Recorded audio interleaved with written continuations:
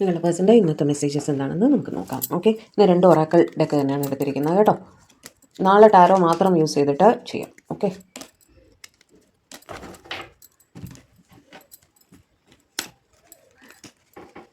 Tarot use ചെയ്യുമ്പോൾ നമുക്ക് ചിലരുടെ എനർജി ആയിരിക്കും കണക്റ്റ് ആവുക. ഇതിൽ കുറേയേറെ പേരുടെ കണക്റ്റ് ആവുന്നുണ്ട്. അതുകൊണ്ടാണ് ഞാൻ ഇത് പ്രിഫർ ചെയ്യുന്നത് ഈയിടെയായിട്ട് കേട്ടോ.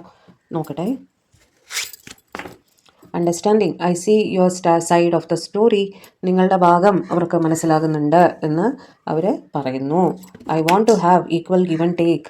നിങ്ങളുമായിട്ടൊരു ഈക്വൽ ഗിവ് ആൻഡ് ടേക്കിൽ എത്തണം എന്ന് തന്നെ അവർ ആഗ്രഹിക്കുന്നു. I don't want to chase any more. Okay, നിങ്ങൾ അവർക്ക് ക്ലിയർ ആയിട്ടൊരു റിപ്ലൈ കൊടുത്തിട്ടില്ലെങ്കിൽ അവർക്ക് മടുപ്പായിട്ടുണ്ട് കേട്ടോ. ആ സിറ്റുവേഷൻ ആണെങ്കിൽ നിങ്ങൾ ഒരു തീരുമാനം എടുത്ത് അവരുടെ അടുത്തേക്ക് അറിയിക്കുക കേട്ടോ. കാരണം അവരെ ചുമ്മാ ടെൻഷൻ അടിപ്പിക്കരുത്, മടുപ്പ് വരും.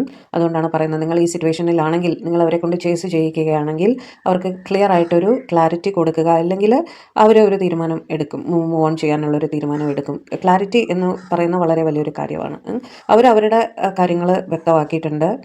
നിങ്ങളുടെ പോയിൻറ്റ്സ് അവർക്ക് മനസ്സിലാവുന്നുണ്ട്. പക്ഷെ നിങ്ങൾ ഒരു റിപ്ലൈ കൊടുക്കണം എന്ന് അവർ ആഗ്രഹിക്കുന്നുണ്ട് കേട്ടോ. ഇൻസെപ്പറബിൾ, അവർ love is always there despite the distance. നിങ്ങൾ ഡിസ്റ്റൻസിലാണെങ്കിൽ പോലും നിങ്ങളുടെ സ്നേഹം അങ്ങനെ തന്നെ ഉണ്ട്. അതായത് ഡിസ്റ്റൻസ് ആണോ, ലോങ് ഡിസ്റ്റൻസ് ആണോ, എന്താ പറയുക, എന്ത് തരമല്ല, നിങ്ങളൊരു ടെമ്പററി സെപ്പറേഷനിലാണോ, എല്ലാം എന്ത് തന്നെയായാലും നിങ്ങളുടെ സ്നേഹം അതുപടി അവിടെ തന്നെ ഉണ്ട് എന്നവർ കരുതുന്നുണ്ട് കേട്ടോ. You made me realise my flows.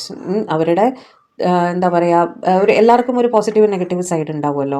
ആ നെഗറ്റീവ് സൈഡ്, അവരുടെ ആയിട്ടുള്ള ആ നെഗറ്റീവ് സൈഡ് നിങ്ങളെ അവരെ പൂർണ്ണമായും മനസ്സിലാക്കിച്ചു എന്നാണ് അവർ പറയുന്നത്. I don't know if we will ever change. ഇതിൽ നിന്ന്, ഈ റിലേഷനിൽ നിന്ന് മൂവ് ഓൺ ചെയ്ത് പോകാൻ നിങ്ങൾക്ക് 2 പേർക്കും സാധിക്കുമോ എന്ന് അവർക്ക് അറിയില്ല. അവർ മൂവ് ഓൺ ചെയ്ത് പോകേണ്ട ആവശ്യം വരുന്നില്ലല്ലോ അല്ലേ. I don't know who I am anymore. അവർ ടോട്ടലി കൺഫ്യൂസ്ഡ് ആണ് കേട്ടോ. അവർക്ക് എന്താണ് ചെയ്യേണ്ടത്, അവരാരാണ് എന്ന് പോലും അവർക്കറിയാൻ വയ്യ. അപ്പോൾ എന്തുമാത്രം കൺഫ്യൂസ്ഡ് ആണെന്ന് ആലോചിച്ച് നോക്കൂ. Will you leave me like the others. നിങ്ങൾ മറ്റുള്ളവർ ചെയ്തതുപോലെ അവരെ ഒറ്റയ്ക്കാക്കി പോകുമോ എന്ന് ചോദിക്കുകയാണ്. No one understands me but you. നിങ്ങളല്ലാതെ അവരെ മനസ്സിലാക്കാൻ ഈ ലോകത്ത് ആരുമില്ല എന്നവർ പറയുന്നു കേട്ടോ. പെയിൻഫുൾ മെമ്മറീസ്, എന്തൊക്കെയോ പെയിൻഫുള്ളായിട്ടുള്ള ഓർമ്മകൾ ഇവർക്ക് ലൈഫിൽ വേദന ഉണ്ടാക്കുന്ന ഓർമ്മകൾ ഇവർക്ക് ജീവിതത്തിൽ ഉണ്ടായിട്ടുണ്ട്. അതിൻ്റെ ഒരു ട്രോമയൊക്കെയാണ് ഇവർ അനുഭവിക്കുന്നത്. ചൈൽഡ്ഹുഡ് ട്രോമ, അതേപോലെ വീട്ടിൽ നിന്നും എന്തെങ്കിലും പ്രോബ്ലം ഇവർ ഫേസ് ചെയ്തിട്ടുണ്ടായിരിക്കും. കുഞ്ഞിലെ ഉള്ള എന്തെങ്കിലും തരത്തിലുള്ള ഒരു അബ്യൂസ്, ഒരു വേദനിപ്പിക്കുന്ന ഓർമ്മകൾ ഇവർക്കുണ്ട്. Okay, the way I have treated you was wrong. അതിൻ്റെയൊക്കെ ഒരു ഫലമായിട്ടായിരിക്കും നിങ്ങളുടെ അടുത്ത് അവർ ശരിയായ രീതിയിലല്ല പെരുമാറിയത് എന്നവർക്ക് തോന്നുന്നുണ്ട് കേട്ടോ.